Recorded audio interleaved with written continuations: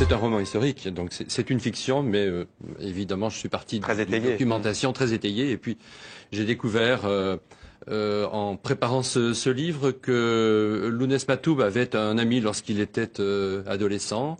Il suivait vraiment constamment les milieux sportifs, hein, parce que c'était pour lui l'affirmation de la Kabylie sur des scènes parfois... Notamment la JSK, la jeunesse sportive de Kabylie, bien sûr, et en football. Et puis voilà, un judoka dont je change le nom dans le roman, qui est un de ses amis, mais quelques années plus tard, en 94, lorsqu'il est enlevé par le GIA, condamné à mort par un tribunal islamique, parmi les barbus cagoulés qui se trouvent là, eh bien, se trouve ce judoka. Ce judoka. Ouais. Oui. Alors j'ai imaginé une scène dans laquelle il lui conseille de faire comme Cat Stevens, c'est-à-dire de se convertir, d'entrer dans le djihad, de changer de nom, de renoncer à l'apostasie, de ne plus être mécréant, de renoncer à l'alcool, à la chanson et à la musique, moyennant quoi il pourra avoir la vie sauve. Quelques jours avant son assassinat, Lounès Matoub sort un CD, on va dire prémonitoire. Il parodie l'hymne national algérien. On sait qu'en général, on l'a vu en France avec Gainsbourg, dans un tout autre registre, mais c'est rarement apprécié.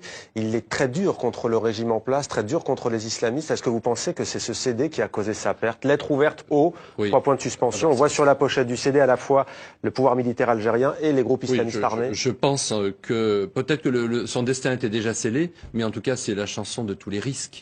Il en avait clairement conscience. Il essayait à ce moment-là de permettre à sa jeune femme Nadia de quitter l'Algérie pour le rejoindre en France, et malheureusement, ça n'a pas été possible. Et un poète mort, un poète mort l'arme à la main. Hein. C'est un poète mort effectivement, l'arme à la main. Ouais. Mais 70 impacts de balles sur sa Mercedes. Donc ça nous dit un petit peu la violence. La violence des faits. Et puis il faut quand même préciser qu'aucune enquête n'a été diligentée. Il n'y a pas eu d'analyse balistique. Et aujourd'hui, les assassins et les commanditaires de l'assassinat de Matoub courent toujours. Vous commencez par Tahar Djaoud, ce livre? Je commence effectivement par Tahar Djaoud parce que Tahar Djaoud, il faut rappeler qui il est. Journaliste absolument remarquable, romancier, poète. Il est probablement le premier des journalistes assassinés dans cette décennie noire.